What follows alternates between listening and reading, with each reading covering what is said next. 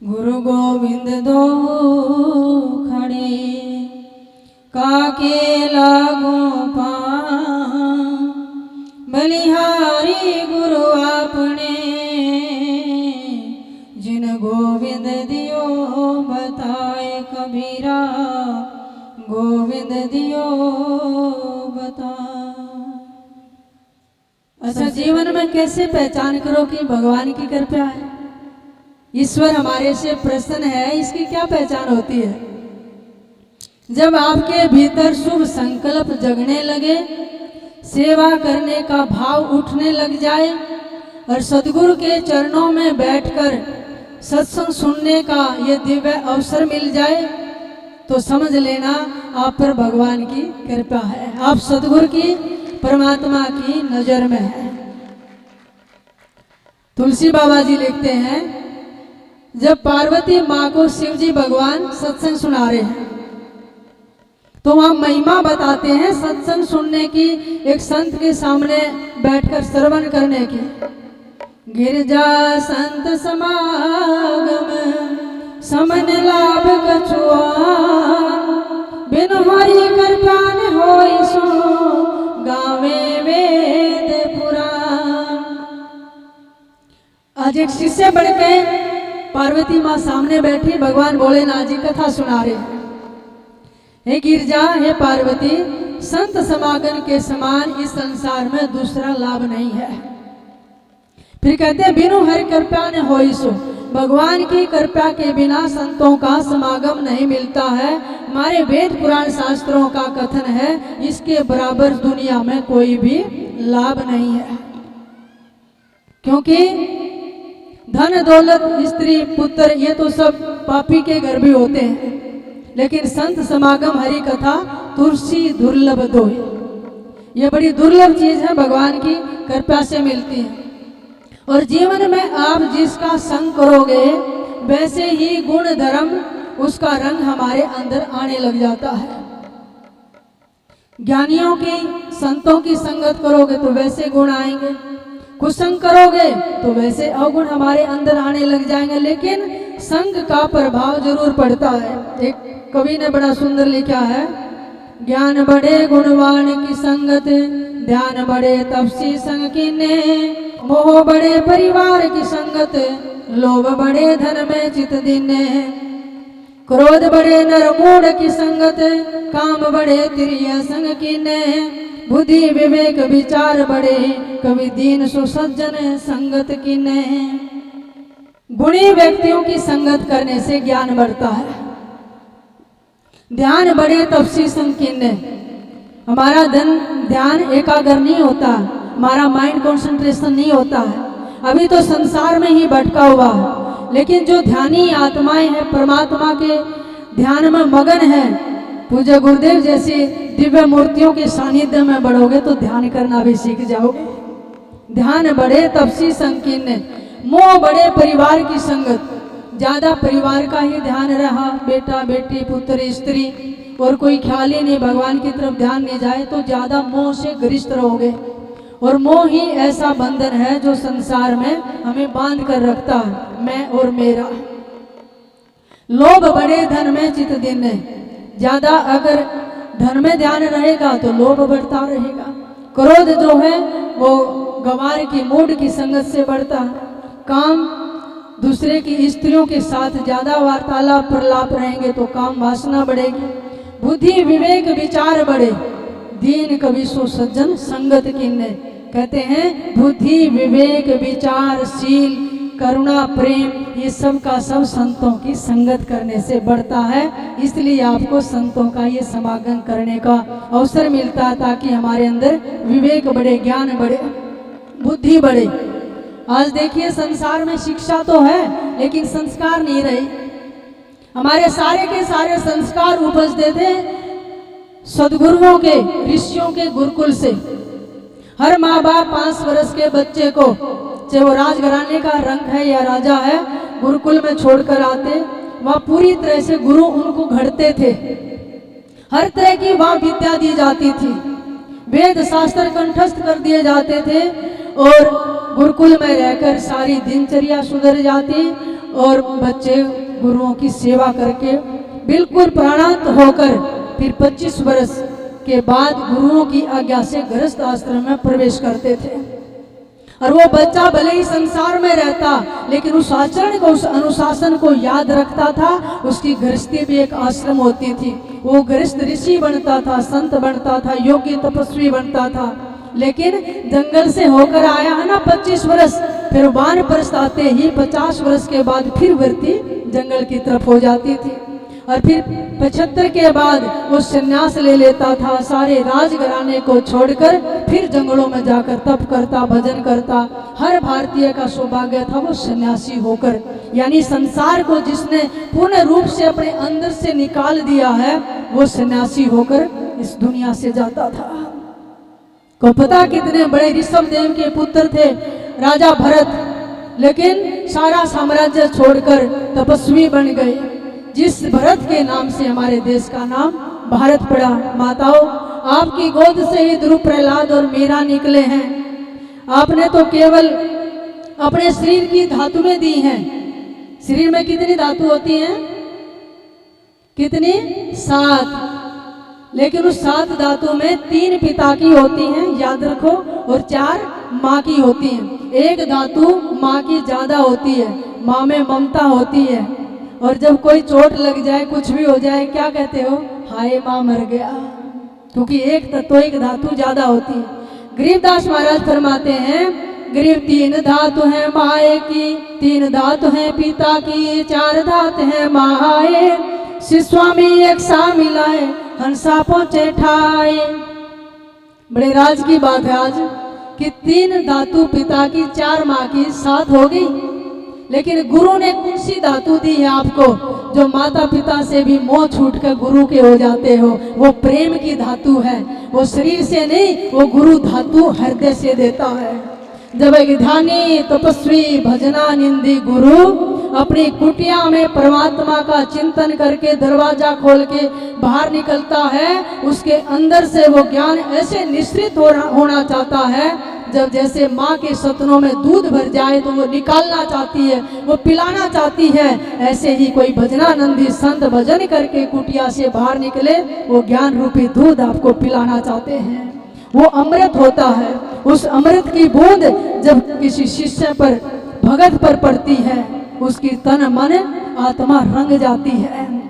तो 7 धातु से ऊपर 8वीं धातु जो प्रेम धातु है वो हृदय से निश्रित होती है। हृदय से ही करुणा करते हैं गुरु और दूसरा जन्म दे देते हैं। कबीर साहब कहते हैं, ये जो शरीर रूपी चुनरियां मिली है, ये संसार के विषय विकारों में मैली मत करना, केवल मलमूत्र में मत पड़े रहना।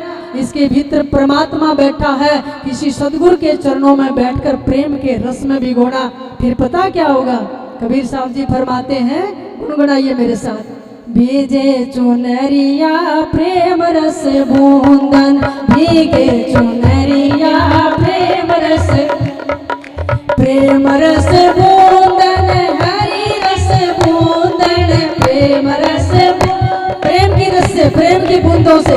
भीजे चुनरिया प्रेम रस बूंदन, भीगे चुनरिया प्रेम रस बूंदन, आरती सजा के चली है सुहागन, आरती सजा के चली है सुहागन, पीवे अपने को ढूंढन, पिए अपने को ढूंढन, काहे की तोरी बनी है चुनरिया, काहे की तोरी बनी है चुनरिया, काहे के लागे बूंदन, प्रेम रस भीजे चुनरिया, प्रेम रस भीजे चुनरिया, 5 तत्व की बनी है चुनरिया, शरीर तहत की बनी है चुनरिया,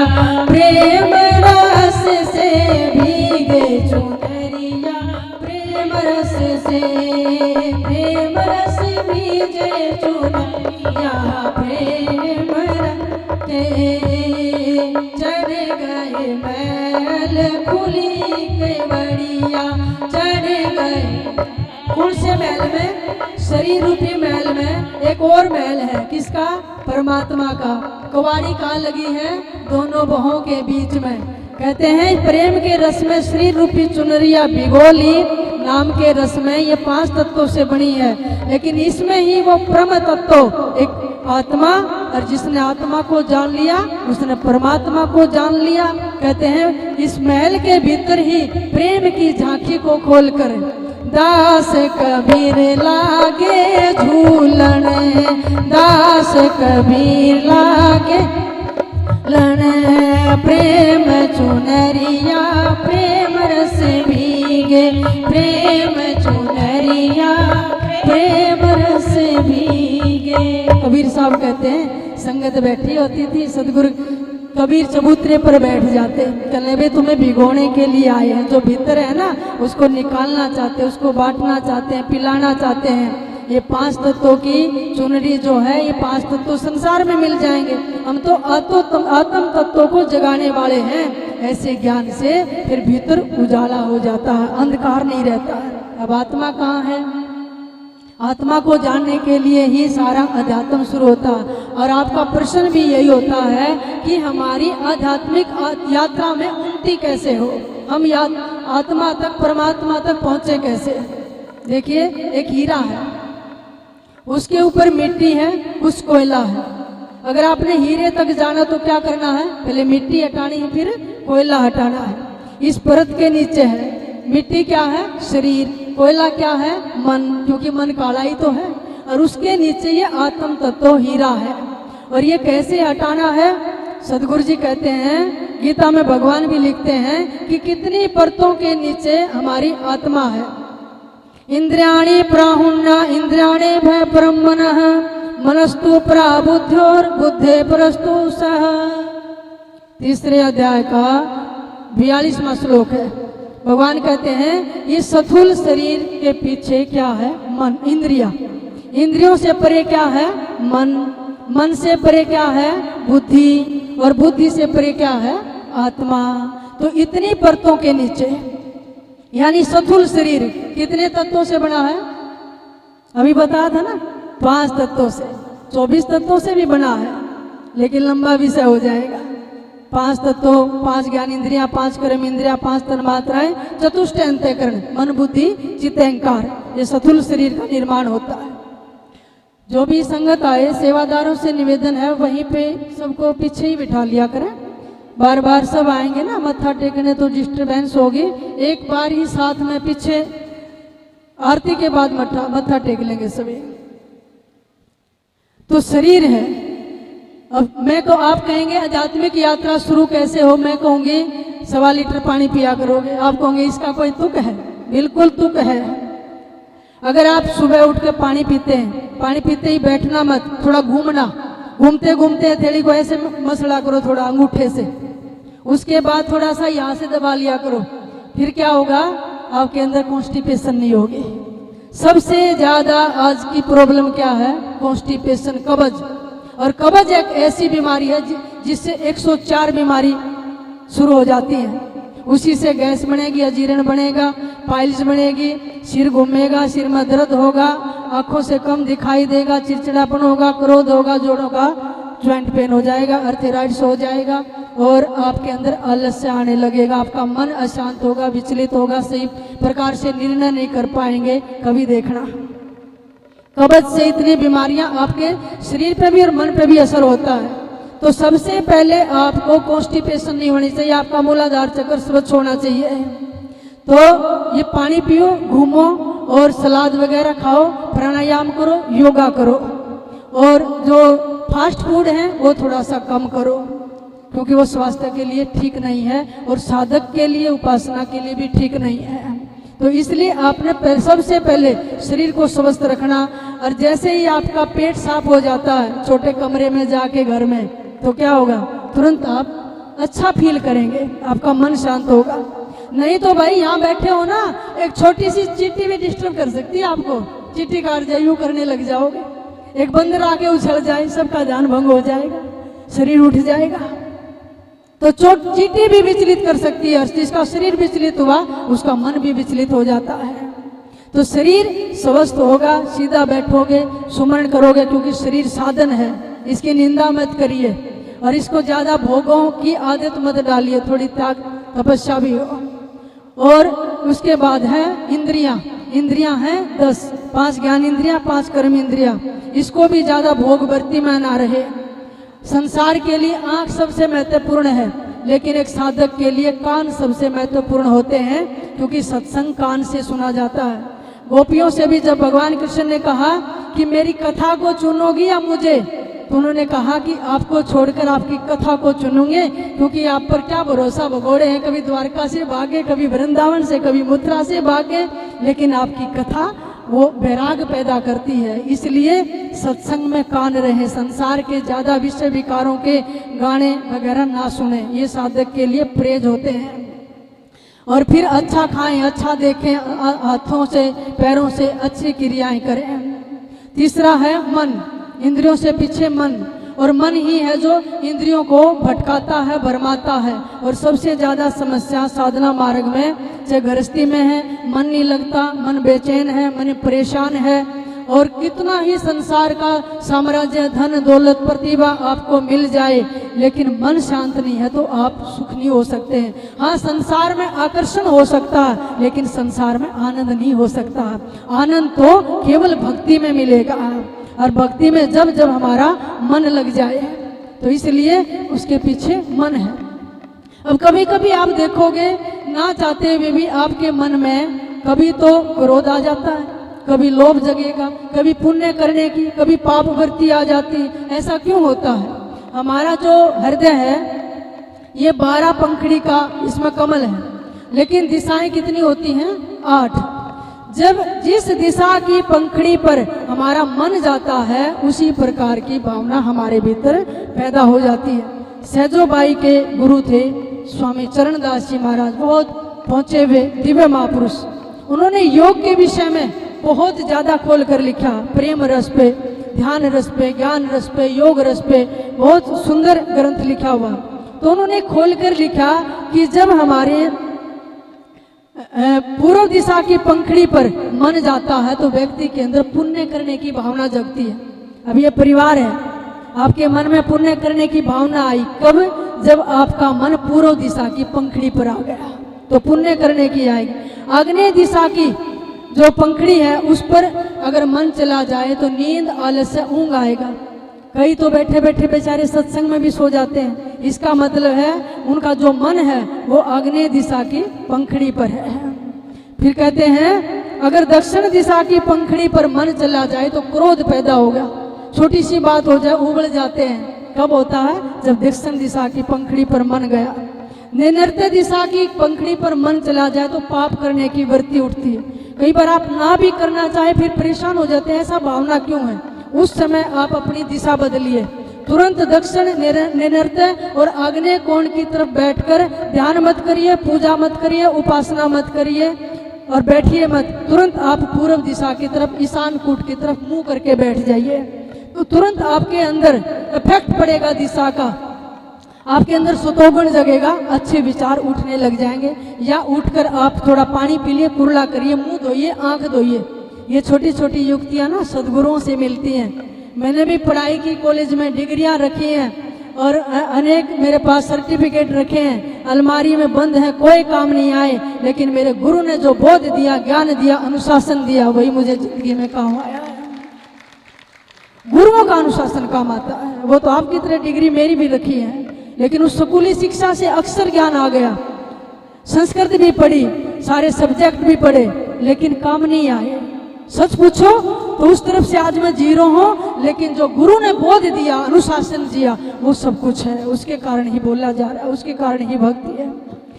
पश्चिम दिशा की पंखड़ी पर मन चला जाए तो मन अपने आप प्रफुल्लित होगा, आप खुश होंगे, प्रसन्न होंगे। और फिर कहते हैं वायव्य दिशा की तरफ अगर चला जाए तो चलन, बलन, उठना, चंचलता आएगी। बैठे हुए को भी उठाकर ले जाएगी। उस समय वायु जो है वो चंचल होती, बहती है। वायव्य दिशा जो है उत्तर और पश्चिम के बीच की दिशा होती है। पूरब और दक्षिण के बीच की दिशा आग्नेय कोण होती है और दक्षिण और पश्चिम के बीच की दिशा निनृत्य कोण होती है। ये 8 दिशाएं होती हैं। और फिर कहते हैं उत्तर दिशा की तरफ पंखड़ी पर मन हो तो वासना पैदा होती है, मैथुन भाव पैदा होगा उसके अंदर। और ईशान कूट की तरफ जिस पंखड़ी पर मन होगा उस समय दान करने की वृत्ति होगी, दान पुण्य करने का भावना होगी। लेकिन हृदय के कमल के बीच में ही मन रहे तो ज्ञान, वैराग, त्याग और घर छोड़ने को मन करेगा। और फिर धान छेद बराबर छेद बताया हृदय कमल में चरणदास जी ने, उससे मन निकलकर और जब आपका गुरु की कृपा से नाम के साथ ऊपर की तरफ ऊर्ध्व गति हो जाए, जब आत्मा का स्वरूप का दर्शन हो जाए, परमात्मा से मिल जाए, उस समय परमात्म तत्व हो जाए, ब्रह्म दृष्टि हो जाती है। उस समय फिर मन नहीं रहता है, यही खाकी मन नूरी हो जाता है। जो सरगुण था यही निर्गुण है। और मन ही कुत्तासुर, मन ही ब्रह्म, मन गोरख मन गोविंदा, मन ही ओगड़ होए। और जो मन राखे जतन कर आपे करता होए। जो संसार में योनियों में भटकाए हुए था, दुखों में झंझटों में, कहते आपे करता होए, स्वयं ही परमात्मा बन जाता है। लेकिन ये यात्रा हमारे बस की नहीं है, मन विचलित करेगा। इस मन को गुरुओं के हाथ में सौंप देना, ये चलाएंगे अपने से। इसलिए माताओं, अपना जीवन भी अच्छा सात्विक व्यतीत करना और ध्यान देना आज की जनरेशन पर। जो संसार में व्याधियां फैली हैं, कुरीतियां आई हैं, आपके बच्चे विषय विकारों के गड्ढे में गिरते जा रहे हैं। स्कूल में पढ़ने जाएंगे लेकिन कहीं और ही पर पंच रच रहे हैं। बॉयफ्रेंड बना लिया, गर्लफ्रेंड बना ली। कभी सुना था बुढ़ाप जितने यहाँ बुजुर्ग बैठे हैं? ये संस्कृति हमारी नहीं है, थोड़ा ध्यान देने की जरूरत है। अपने बच्चों को वासना का भी ज्ञान दो और उपासना का भी दो। यही वासना जो है अगर मर्यादित होकर रहेगी तो ध्रुव प्रहलाद जैसी संतानें आएंगी और यही वासना एक दिन उपासना में बदल जाएगी। नहीं तो आपके बच्चे शराब पिएंगे, मीट मांस खाएंगे, अंडेबाज बनेंगे, दारूबाज बनेंगे, सट्टेबाज बनेंगे, मीट मांस खाएंगे, गली मोहल्ले में खड़े होकर किसी की बहन बेटी को छेड़ेंगे। और क्या दिल्ली में कांड हुआ, अब कितने 40 छेद चक्कू से उस लड़की के मारे गए, फिर पत्थर उठा उठा के उसका मुंह छेद कर, कैसे बुरी दृष्टि वो मारे। कई दिन तक मेरी आत्मा बहुत बेचैन रही वो दृश्य जब देखा। अभी दिल्ली में जो घटना हुई है, वो कौन से बच्चे हैं, वो कौन से संस्कार हैं, शायद माता पिता के हाथ से निकल गए। तो इसलिए अच्छे संस्कार दीजिए, बच्चों का भी जीवन अच्छा रहे और आपका भी रहे। तो मन के पीछे फिर बुद्धि है। बुद्धि जो है वो निर्णय शक्ति को कहते हैं, करूं ना करूं। लेकिन जो व्यक्ति उलझन में होता है, गुरुदेव जी फरमाते हैं 5 प्रकार की बुद्धि होती है ना, शुद्ध साधारण बुद्धि, शुद्ध बुद्धि, मलिन बुद्धि, प्रतिभा, मेधा और प्रज्ञा, और फिर होती है रितंबरा। सदगुरु हमारी रितंबरा बुद्धि को ही जगाते हैं। जिस रित माने सत्य, जो सत्य को अपने भीतर उजागर कर लेती है। तो ऐसी बुद्धि में प्रेम भी और करुणा भी और दया भी, सत्य भी। बुद्धि विवेक विचार कहते हैं बड़े दीन कवि सो सज्जन संगत कीने। उस दोहे पर आओ जो शुरू में मैंने कहा था। बुद्धि विवेक विचार बढ़े, संतों की कृपा से बुद्धि बढ़ती है, तेजस्वी होती है, मेधावी बढ़ती है, इसमें प्रज्ञा जगती है और फिर ये शुद्ध हो जाती है। इसके अंदर विवेक, बिन सत्संग विवेक न होई, राम कृपा बिन सुलभ न सोई। आपके अंदर विवेक जगेगा, सत्य क्या है, सत्य क्या है, धर्म क्या है, धर्म क्या है, ये निर्णय करने की शक्ति आ जाएगी। जब आ जाएगी आपके भीतर सत्य, फिर आप आत्मा के बिल्कुल पास होंगे और पर्दा हटा और आत्मा का दर्शन हो जाता है। फिर आप अपने को जान लेते हैं, अयम आत्मा ब्रह्म, प्रज्ञानम ब्रह्म, अहम ब्रह्मस्मि। ये उद्घोष आपके अंदर से उठने लग जाता है। और फिर जो इसको जान ले, आत्मा सो परमात्मा, आत्म और परमात्मा एक के नूर जहूर, और बिच कर झाई कर्म की तासे कहिए दूर। आत्मा परमात्मा बिल्कुल पास में है, जीव और पीव, लेकिन बिल्कुल झिन्ना पर्दा है किसका, कर्मों का। और ये मलिन कर्म जब दूर हो जाए तो पर्दा हट जाता, मल विक्षेप आवरण, और उसका साक्षात्कार हो जाता है। तो इसलिए सद्गुरु हमारे पर्दे को दूर करते हैं। ये कपट ही है मन का, जो इस कपाट को ढके हुए है, और कपट हटा तो कपाट खुल जाता है। और यही मन जब निर्मल हो जाए तो कबीर साहब फरमाते हैं, कबीरा मन निर्मल भया जैसे गंगा नीर, पाछे पाछे हरि फिरे, कहते कबीर कबीर। कहते जिसका मन निर्मल हो जाता है परमात्मा उसके पीछे पीछे चलता है। अभी तो हम ढूंढ रहे हैं और ये भी नहीं पता पीछे पीछे हैं, कहीं और ही भटक रहे हैं। ये नहीं पता कि सही दिशा भी है या नहीं है। कैसे निर्णय करोगे हमारी सही दिशा है?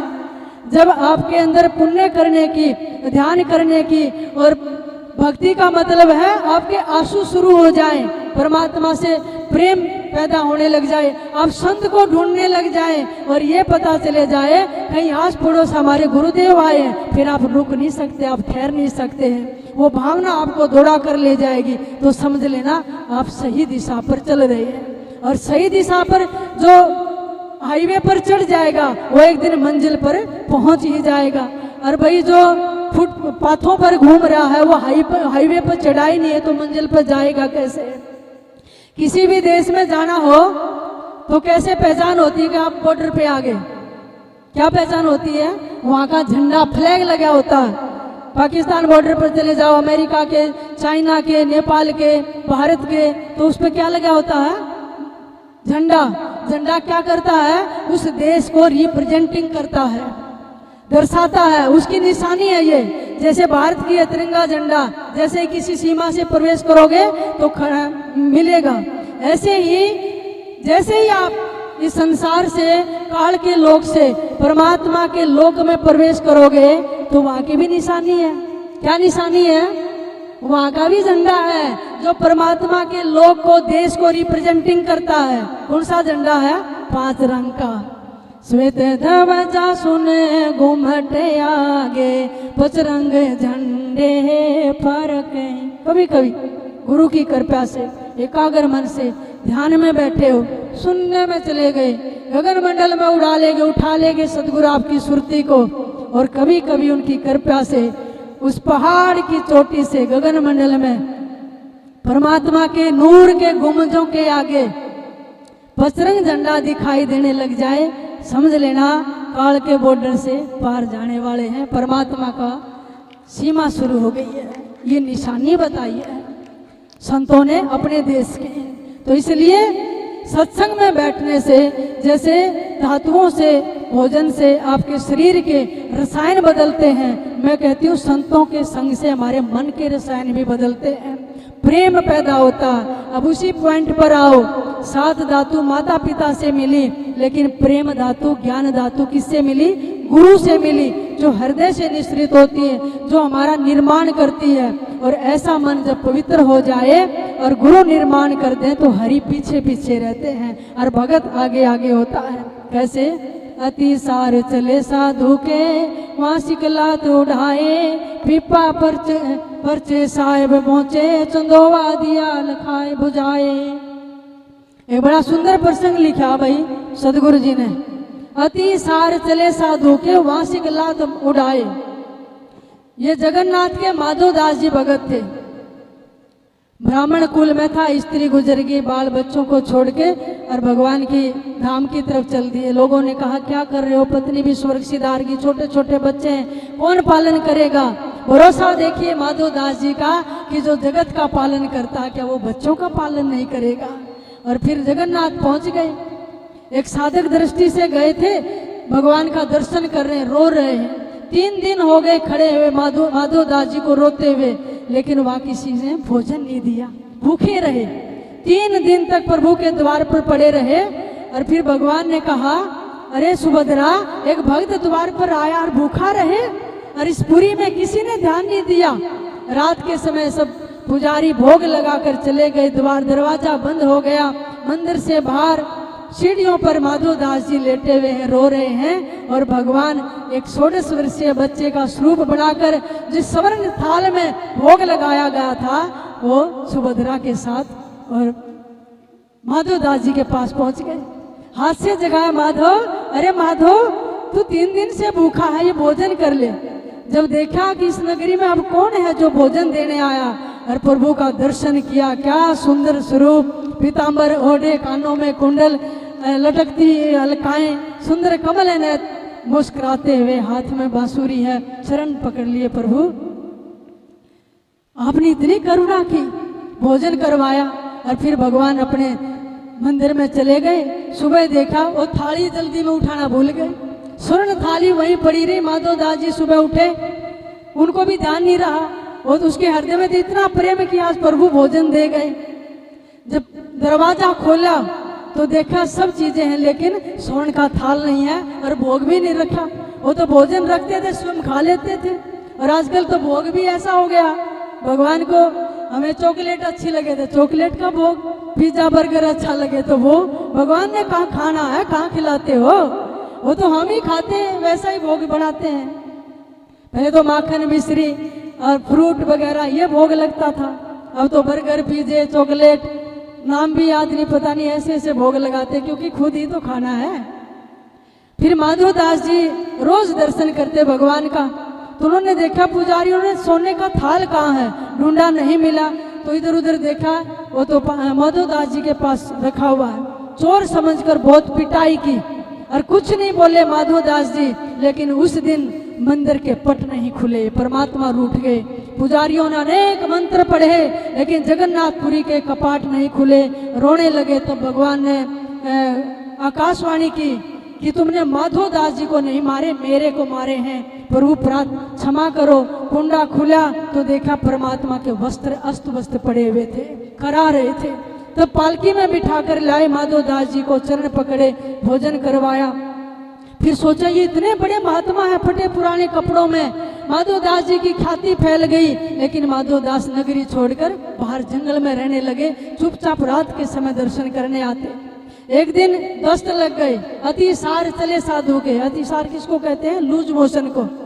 बार बार आने जाने में माधव दास जी को प्रॉब्लम होती थी, समुद्र किनारे लेट गए। उस दिन ऐसा हालत होगी, सारा मलमूत्र से शरीर भी छन गया, कोई सेवा करने वाला नहीं था। उस दिन भगवान फिर पहुंचे और माधव दास जी को अपनी गोद में लेकर समुद्र के जल से मलमूत्र साफ करने लगे।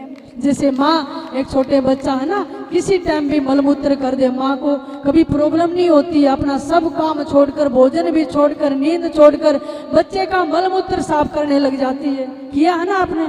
लेकिन कभी घृणा नहीं मानी आपने, कभी दुख नहीं माना, क्यों? तुरंत आपने सब काम छोड़कर अपने बच्चे को स्वच्छ किया। इसी प्रकार गुरु परमात्मा भी तो यही करते हैं, सब छोड़कर हमें स्वच्छ करते हैं, बाहर से भी और भीतर से भी।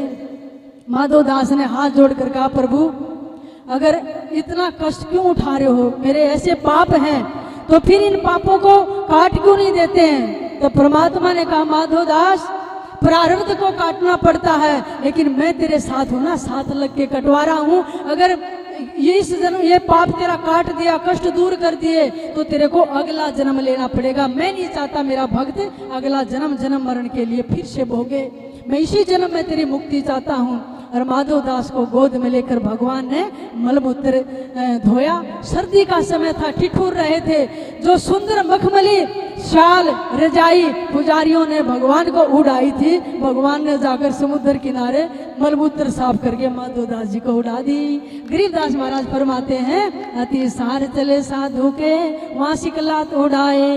उधर साउथ में जो रजाई है ना, उसको क्या बोलते हैं? सिकलात, जो मखमली होती है। अब फिर सुबह फिर पुजारी ढूंढने लगे, राज वो रजाई कहाँ गई? सब जगह ढूंढी, नहीं पता चला। तो किसी ने कहा कि माधव दास जी कई दिन हो गए दर्शन करने नहीं आए, लेकिन परमात्मा दर्शन देने वहीं गए। रजाई कहाँ गई? पता चला तो माधव दास जी ओढ़े हुए हैं। और प्रणाम किया सबने। कहने लगे यहाँ कैसे आई? कहने लगे मुझे नहीं पता, ठाकुर लेकर आए हैं, मेरे जगन्नाथ प्रभु लेकर आए हैं। तो ऐसे भगत थे। सदगुरु कबीर साहब कहते हैं कि कबीरा मन निर्मल भया जैसे गंगा नीर, सारी बात इस मन की है। मन ही मनुष्य नाम कारण बंध मोक्ष हो, मन ही हमारे बंधन और मोक्ष का कारण है। तो इसलिए मन पवित्र हो जाए। और जिसके पास ये राम नाम रूपी धन है वो सबसे अमीर है।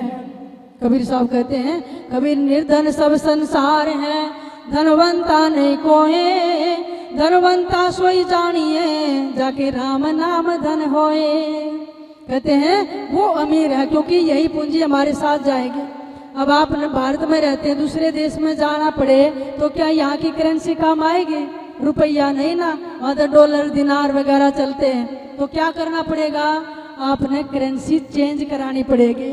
इसलिए भगवान के देश में तो राम नाम की करेंसी चलती, भाई ये नहीं चलती। ये करेंसी है संतों के पास, इनसे लेना पड़ेगा ये धन आपने।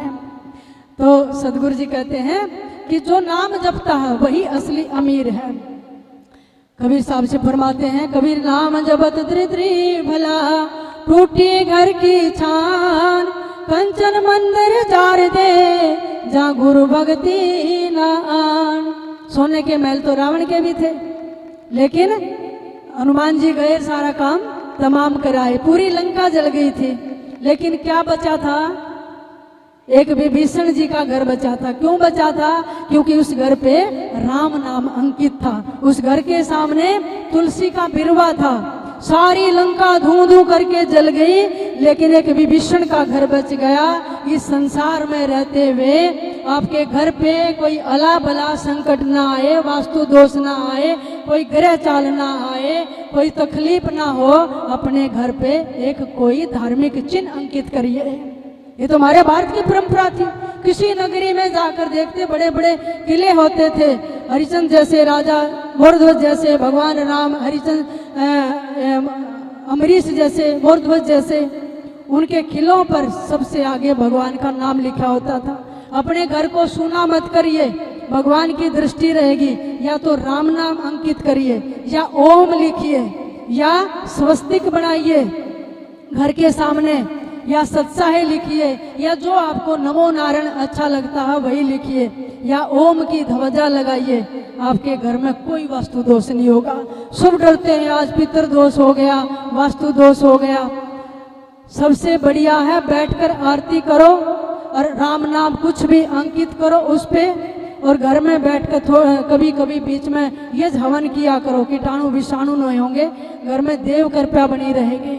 तो ऐसे छोटे छोटे कार्य अगर आप घर में करोगे तो घर में शांति भी रहेगी। बहुत बड़ी प्रॉब्लम है आज के समय में, महल तो खड़े हैं भाई, शांति नहीं है। इसलिए रोजाना आरती करो, नाम सुमरण करो। और इस राम नाम से परमात्मा क्या कृपा करते हैं? गरीबदास महाराज फरमाते हैं, गरीब संग सुदामा संत थे, दरिदर का दरियावे, कंचन महल बख्श दिए, तंदुल भेंट चढ़ावे। कहते सुदामा कितने गरीब थे, दरिद्र का दरियाओ, यानी छोटे मोटे गरीब ने, बेचारे बहुत ज्यादा दरिया जैसा गरीबी थी। पहनने को वस्त्र नहीं, खाने को भोजन नहीं, और जब वस्त्र भी फट जाते सुशीला केले के पत्ते लाती और सिक्कों से सील के अपने बच्चों को पहनाती थी। और कई कई बार तो भिक्षा भी नहीं मिलती थी, भूखे रह जाते बच्चे। एक दिन सुशीला ने कहा कि बच्चे रोते रोते सो जाते हैं, फिर सुबह उठकर भोजन मांगते, मैं क्या करूं? सुदामा फिर निकलते, फिर शाम को खाली हाथ लौटाते, पानी पिलाकर वो माँ अपने बच्चों को सिला देती थी। भगवान द्वारका में भोजन कर रहे हैं, यूं का यूं हाथ रुक गया, आंखों में आंसू हो गए। माँ रुक्मणी ने पूछा, प्रभु क्या हुआ? कहने लगे, मैं महलों में रह रहे हूँ और मेरे एक मित्र हैं गुरुकुल के साथी, जो हम गुरु के पास इकट्ठे पड़े, आज वो भूखे हैं। रुक्मणी, मेरे 56 कोट यादव ठाठ से रहते हैं, लेकिन जो मेरे बचपन का मित्र था ना, और उसकी जो पत्नी है वो फटी हुई साड़ी बांधे हुए है, और तूने कितने हीरे ज्वारातों से जड़ी हुई साड़ी पहन रखी है। रुक्मणी भी रोने लगी। और देखिए शाम और ये अनिरुद्ध आपके बच्चे कैसे घूम रहे हैं, और सुदामा के बच्चे पीठ से लगा हुआ है। फिर प्रभु कुछ करो, वो आपसे सहायता मांगे। कह वो मांगते ही तो नहीं, यही तो प्रॉब्लम है। फिर जाकर उनके मन में भावना जगाओ।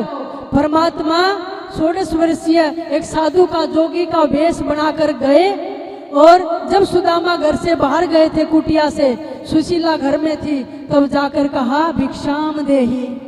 और सुशीला बाहर आई और कहा कि हमारे घर में सूतक लगा, हमें भिक्षा नहीं डाल सकती।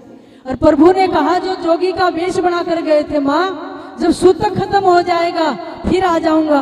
कहेंगे छोटा मोटा सूतक नहीं, गरीबी का सूतक लगा, जब भी आओगे इस घर में कुछ मिलेगा नहीं। फिर उस जोगी रूप भगवान ने भावना उठाई। कहेंगे वही सुदामा ना जो द्वारकाधीश कृष्ण के मित्र हैं? कहेंगे हाँ। फिर उनके पास भेजते क्यों नहीं है? बस ये भावना उठाकर चले गए। परमात्मा अंतर ध्यान हो गए। जब सुदामा जी आए तो सुशीला ने कहा, आपके एक बचपन के मित्र हैं, उससे मिलते क्यों नहीं, जाते क्यों नहीं? कहने लगी नहीं मुझे शर्म आती, मैं कुछ मांगूंगा नहीं। भगवान मैं मांगने के लिए कहाँ कहती हूँ, मिल तो आओ। कहने लगे ठीक है। सुदामा तैयार हो गए, लेकिन मित्र के पास, गुरु के पास, मंदिर में, माता पिता के पास और कथा में जब जाओ तो शास्त्र कथन है खाली हाथ नहीं जाना चाहिए, लेकिन ले जाने के लिए कुछ नहीं। तब पड़ोस से कुछ मांगने गए, किसी ने कुछ नहीं दिया। जब चावल को पिछोड़ देते हैं सूप में और अगला हिस्सा कणकी चावल की गिर जाती है, किसी ने एक मुट्ठी तंदुल वो डाल दिए। अपनी साड़ी का पल्लू फाड़ा, उसमें बांध कर सुदामा को दे दिए और सुदामा चले नंगे पैरों, 3 दरिद्र दशा, कई दिन में भूखे प्यासे द्वारका पहुंचे। द्वारपालों से कहा अरे जाकर कृष्ण को कह दो आपका मित्र आया है। द्वारपाल हैरान कि ब्रह्मा भी यहाँ आकर इंतजार करते हैं, इस डोटी पर खड़े होकर। शिव जी भगवान डमरू बजाते हैं, जब भगवान को प्रणाम करने आते हैं, त्रिलोकीनाथ हैं ये। और ये कह रहा है कृष्ण को कह दो, कह लेंगे बस इतना ही कहना है। और किसी ने जाकर कहा सेवक ने प्रभु कोई कह रहा है कि मैंने कृष्ण से मिलना है, कोई बचपन का यार सुदामा आया है। बस भगवान सिंहासन पर बैठकर देवताओं का इंतजार करते थे, आज नंगे पैरों उठकर गेट पर स्वयं डोडी पर दौड़कर आए और जाते ही गले लगा लिए सुदामा को। रोते रोते अपने सिंहासन तक लाए, अपने सिंहासन पर बिठाया और चरण धोए और अपने बेड पर रुक्मणी के सिंहासन पर बिठाया, पंखा झलरी भोजन करवाया। अरे मित्र के पास आए हो, खाली हाथ तो नहीं आएंगे, सुशीला ने क्या दिया है, छुपा रहे हैं, शर्म आए क्यों। किसी बड़े घर में छोटी सी चीज लेकर जाओगे तो लोग कहेंगे देखो इनकी हैसियत क्या, मजाक ना कर दें। लेकिन वह मजाक नहीं, परमात्मा की करुणा और प्रेम थी। छीन ली पोटली, वो सोने के बर्तनों में भोजन कर रहे सुदामा, लेकिन भगवान फाके मार रहे हैं कच्चे चावलों के। और कई दिन वहां ठहरे, लेकिन सुदामा ने कुछ नहीं मांगा, चलते बने। और जब वापिस आए गोकुलपुरी में तो परमात्मा ने विश्वकर्मा को लेकर, प्रजापति को लेकर सुदामापुरी बसा दी। जहाँ झोपड़ी थी वहाँ स्वर्ण के महल खड़े, दास दासियां हाथी झूम रहे हैं, चंदन के पेड़ हैं और सुंदर साड़ी पहने सुदामा की पत्नी खड़ी है, बुला रही है। वो भ्रमित घूम रहे हैं, गलत जगह आगे, शायद ये गली हमारी नहीं थी जब गए थे। ऊपर खड़ी होकर सुशीला ने कहा प्रभु ये आपका ही महल है, अंदर प्रवेश करो। जब देखा अरे क्या छोड़ के गया था, बूढ़ी ब्राह्मणी थी, आज तो जवान भी होगी और सुंदर हीरे नौलखा हार पहने खड़ी है। तब कहा ये उस प्रभु की लीला थी, आप वहां पर थे और द्वारकाधीश यहाँ पर सुदामापुरी पर चले थे, निर्माण कर रहे थे। परमात्मा ऐसी कृपा करते। गरीबदास महाराज कहते हैं गरीब संग सुदामा संत थे, वो संत थे, भले ही बाहर से दरिद्र थे लेकिन भीतर से धनी थे। राम नाम की ताकत थी, प्रभु का प्रेम था, दरिद्र का दरियाव, कंचन महल बख्श दिए, तंदुल भेंट चढ़ाओ। एक प्रेम से तंदुल ही भेंट चढ़ाए थे और परमात्मा ने स्वर्ण के महल दे दिए। ऐसी जब दान की भाव की देने की वृत्ति जगती है तो परमात्मा कृपा करता है। इसलिए ये जीवन है वो सत्कर्मों में और परमात्मा की भजन में अपनी जीवनी शक्ति को लगाइए, आपका जीवन सही दिशा में चलेगा। इस जीवन को बर्बाद नहीं करना है, क्योंकि हमारा मनुष्य जीवन, ये जवानी, समय और ये श्वास, ये इतनी कीमती हैं, ये दोबारा नहीं मिलेंगे। इनको खोना नहीं है, बर्बाद नहीं करना, चौकन्ना रहना है। 21,000 श्वास आती है, हर श्वास में परमात्मा का नाम जपने का आदेश है। जो समय है बीत जाए वापस नहीं लौट कर आता, जैसे धनुष बाण से निकला हुआ धनुष से तीर वापस नहीं लौटता है, समय हाथ नहीं आएगा। और जो जवान अवस्था, बहुत लोग कहते हैं अरे भक्ति तो बुढ़ापे का काम है। मैं कहती हूँ भजन करना तो जवान अवस्था में करो, जो जवानी में करेगा तभी तो बुढ़ापे में करेगा, नहीं तो जवान में नहीं हुआ तो बुढ़ापे में कैसे कर लेगा। इसलिए अपने बच्चों को बाल अवस्था से ही संतों की संगत में ले जाकर बिठाओ, सेवा के संस्कार डालो, भक्ति के धर्म कर्म करने के संस्कार डालो, आपका परिवार स्वर्ग जैसे होगा। किसी सदगुरु की कृपा होगी, भजन करोगे और एक दिन हमारी जीवन नैया पार हो जाएगी। ऐसी मीराबाई राजस्थान के चित्तौड़ में राजपुतानी मीरा, जिन्होंने संसार के सुख साधनों से मुख मोड़कर अपने गुरु में जीवन समर्पण कर दिया, परमात्मा की भक्ति की। भले ही राणा ने कितने कष्ट दिए, लेकिन मीरा ने परमात्मा का नाम गाया, भक्ति की। और उस समय ऐसा अकाल पड़ा था, कहते हैं भयंकर अकाल, और अकबर ने अनेक राज्यों पर चढ़ के धन लूटना शुरू कर दिया था, चढ़ाई कर दी थी, राजस्थान में भी धूल उठने लगी थी। लेकिन मुझे लगता है उस चित्तौड़ की, उस राजस्थान की पावन धरा को मीरा ने अपने प्रेम के आंसुओं से सींचा था। ऐसी पावन धरा थी। आइए मीरा बाई का एक सुंदर भजन गुनगुनाते हैं।